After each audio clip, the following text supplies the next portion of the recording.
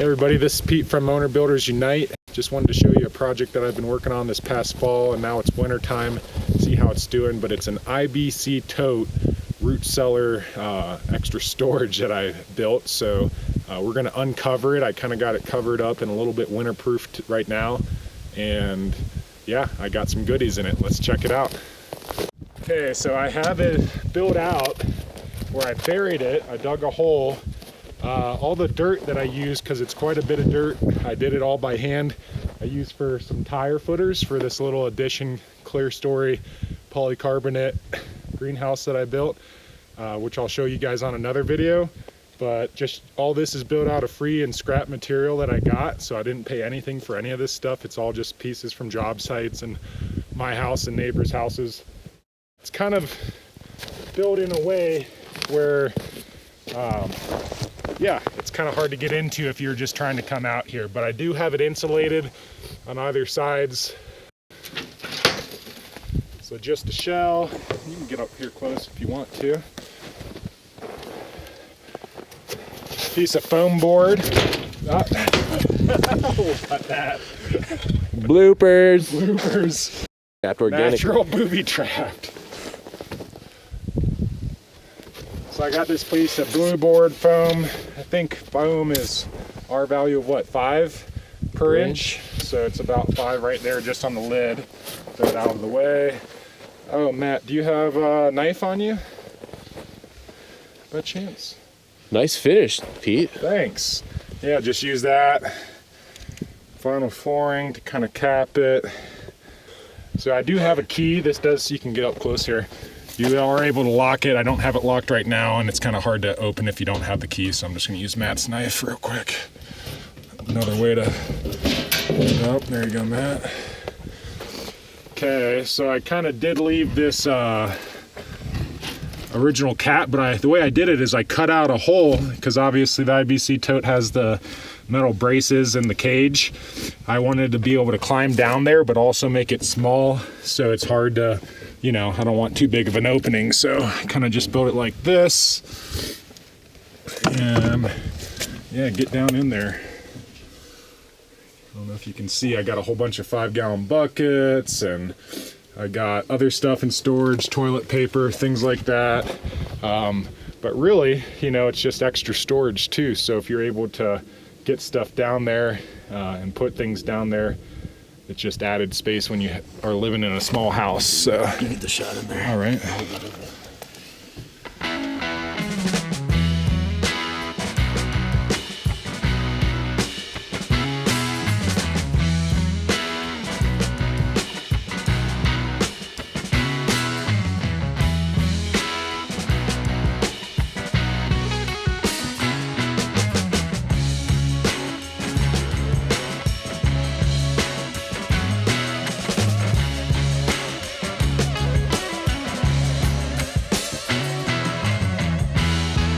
So I'll show you guys what it looks like. I'm going to show you guys what it looks like from the inside.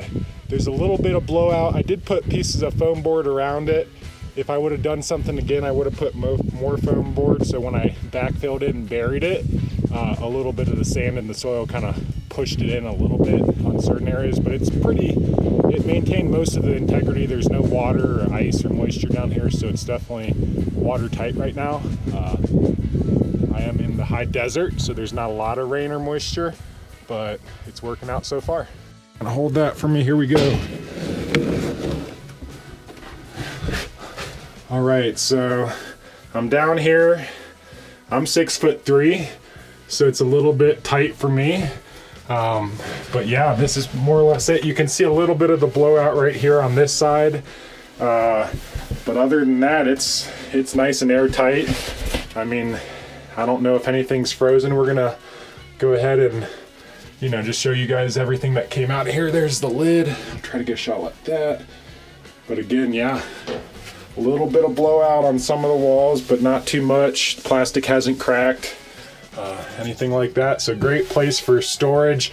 I am gonna put an air intake and outtake or whatever for ventilation for more, if you're doing more actual vegetables and stuff. This is just a lot of space for canned foods and kind of random stuff, toilet paper, things that, you know, almost like an extra closet. And especially you could bury these things like how I did, even deeper, build it out even more if you lived in a place, or insulate it more. But yeah, that's about it.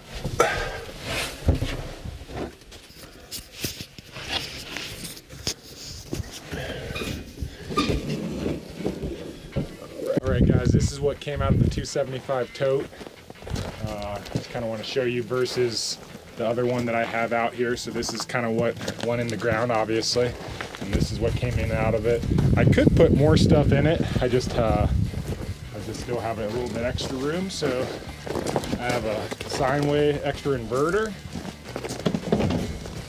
We got 2 buckets of Agassiz Farms beans and rice. We got another 5-gallon bucket. Let's count our 5-gallon buckets. 1, 2, 3, 4,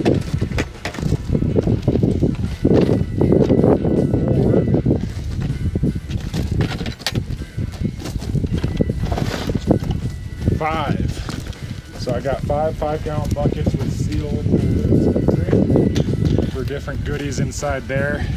I have 2 of these. I forget if these are 4 or 5 gallons, but those are those 2 Agassiz Farm extra food in case things ever happen. Got some storage stuff. Again, a little igloo. 2 6-gallon jerry cans. Porta potty or composting toilet lid for a 5-gallon bucket. Of course, we got the Spam. Things in here that I'm not gonna really tell you guys about. Got some other stuff, turkey decoys. Again, 3 things of toilet paper. What is that, 48 rolls times 3, so yeah. So this is kind of what all came out of it. Again, I have room for more, and you could put a lot of these things on your property. You can get a lot of these for free. Also hold 275 gallons of water, so that's obviously a great storage for it too if you're capturing rainwater, something like that. Sometimes you can get them used for $100. Someone washes them out. Maybe it had some sort of thing in it where it's non-toxic, right? Yeah, I got a brand new one for rainwater harvesting about a year ago for my addition. I think it was about a little over $400, so they can be as brand new as, you know, upwards of 400. But tons of purposes. There's a million YouTube videos on different ideas for IBC totes. I've just never seen anybody do a root cellar or any sort of storage in the ground, so that's why we wanted to make a video and kind of show you this one. Because again, everything that I got was free online. Free metal, free scrap material from job sites, and someone gave me the IBC tote because they just didn't want it anymore. So there you go. Check back later.